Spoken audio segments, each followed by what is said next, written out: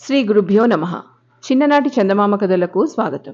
ఈనాటి కథ శీర్షిక అజ్ఞాన శిరోమణి అవ్యక్త మహారాజు. అనగనగా ఒక ఊళ్ళో ఒక రాజు ఉండేవాడు. ఆయన పేరు అమాయకుడు. ఎవరైనా ఓ మంచో చెడో చెబితే శాంతంగా వినేవాడు. ముఖ్యంగా చాడీకోరు మాటలు చెప్పేవారికే అగ్రతాంబూలం. ఆయన మంత్రి పేరేమిటో తెలుసా? మాయకుడు. రాజు మంత్రి కూడా సార్థకనాములే.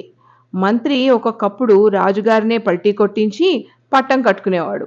పైకి చాలా మంచివాడులాగా ఉండేవాడు. రాజుగారి పశువుల కాపర్లలో అజ్ఞాన శిరోమణి అని ప్రత్యేకం దున్నపోతులు కాసేవాడు ఒకడున్నాడు.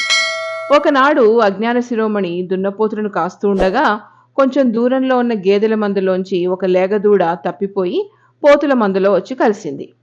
కొంతసేపటికి అజ్ఞాన శిరోమణి ఈ లేగదూడను చూసి, ఔరా కాలమహిమ, దున్నపోతు ఈనింది అని అనుకొని ఈ వింత సంగతి రాజుగారికి నివేదించాలనుకున్నాడు. తిన్నగా దున్నపోతును లేగదూడతో సహా తోలుకుని రాజుగారి ఎదుటికి వచ్చి, ప్రభు, మన మందలో దున్నపోతు ఈ లేగదూడని ఈనింది అని మనవి చేసుకున్నాడు. రాజుగారు ఎంతో ఆశ్చర్యపడి మంత్రి వంక చూసి, మంత్రి, చాలా విచిత్రంగా ఉంది గదూ అన్నారు. మంత్రి కూడా, చిత్తం చిత్తం మహారాజా, గత యుగాలలో ఏ మహారాజు పరిపాలనలో కూడా ఇలాంటిది జరగలేదండి అన్నాడు. రాజుగారు ఈ వింత పశువులను కొంతసేపు కన్నుల కరువు తీరినట్లుగా చూసి దున్నపోతును దూడను కట్టేయమన్నాడు. పిమ్మట రాజుగారు ఈ వింత విషయాన్ని ప్రత్యక్షంగా నిరూపించిన అజ్ఞాన శిరోమణికి మంత్రి సలహా పైన ఒక జాగీరిచ్చి గౌరవించాడు. కొన్ని రోజులు గడిచాయి. ఒకనాటి రాత్రి కోటలో రాజు మంత్రి కూర్చుని ఆ మాట ఈ మాట మాట్లాడుకుంటున్నారు. అవి చీకటి రాత్రుళ్ళు. కోటకు ఓ పక్క ఓ చిన్న ఏరు పారుతూ ఉంది. ఆ ఏరు ఒడ్డున నక్కలు గుంపులు గుంపులుగా చేరి అరవడం మొదలుపెట్టాయి. కులాసాగా మాట్లాడుకుంటున్న రాజుగారికి కోపం వచ్చి, ఏమోయ్ మంత్రి, ఈ నక్కలు ఎందుకలా అరుస్తున్నాయి అని అడిగాడు. మహారాజా, ఇది శీతాకాలం, చలి ఎక్కువగా ఉంది, చలి బాధకు తాళలేక అవి అలా అరుస్తున్నాయి అన్నాడు మంత్రి. అవును పాపం, వాటి కప్పుకోవడానికి మనకు మళ్ళీ దుప్పట్లు లేవుగా అన్నాడు రాజు జాలిగా. చిత్తం మహాప్రభు, నోరు లేని వాటికి దుప్పట్లు ఎవరిస్తారు అన్నాడు మంత్రి. ఒకరు కొనిచ్చేదేమిటి, మనమే ఇద్దాం. రేపు మన ఖజానాలో నుంచి 2000 రూపాయలు తీసి దుప్పట్లు కొని ఒక్కొక్క నక్కకు ఒక్కొక్కటి చొప్పున ఇప్పించు అన్నాడు రాజు.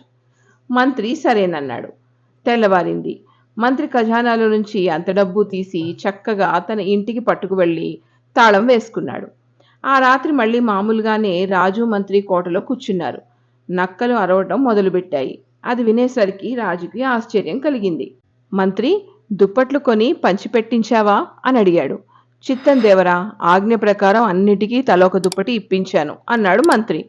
అలా అయితే మళ్ళీ ఈ నక్కలు అరుస్తున్నాయి ఎందుకు అన్నాడు రాజు. ప్రభువులు పొరపడుతున్నారు.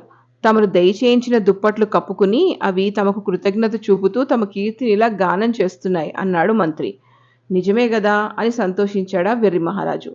మంత్రికి క్రమంగా దురాశ పుట్టింది. రాజ్యమంతా తానే కాజేయాలనుకున్నాడు. ఒకనాడు మంత్రి రాజుతో ఇలా అన్నాడు. మహారాజా, శత్రురాజులు మనపైకి యుద్ధానికి వచ్చే సూచనలు కనపడుతున్నాయి. మనకు సైనిక బలం తక్కువగా ఉంది. మరైతే ఏదైనా మంచి ఉపాయం ఆలోచించు అన్నాడు రాజు. నేను ముందే ఆలోచించాను. పూర్వం అర్జునుడు పరమేశ్వరుని గూర్చి తపస్సు చేసి పాశుపతాస్త్రం సంపాదించాడు. దేవరవారు కూడా అడవికి వెళ్లి తపస్సు చేసి అలాంటి అస్త్రం ఒకటి సంపాదించినట్లయితే శత్రు సంహారం సులభంగా చేయవచ్చు.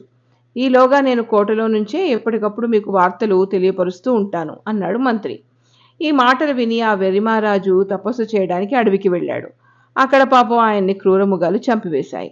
మంత్రి రాజు చచ్చిపోయాడని తెలుసుకుని రాజ్యానికి తానే పట్టం కట్టుకున్నాడు. అజ్ఞాన శిరోమణి అది వరకు ఇచ్చిన జాగీరు తిరిగి లాగివేశాడు. మరికొన్ని రోజులు గడిచిన తర్వాత శత్రురాజులు నిజంగానే యుద్ధానికి వచ్చి మంత్రిని ఓడించి ఆ రాజ్యం కాస్త ఆక్రమించుకున్నారు. చూసారా, వాడి అన్యాయం వాడినే కొట్టింది. ఇంతటితో ఈ కథ కంచికి, మనం ఇంటికి.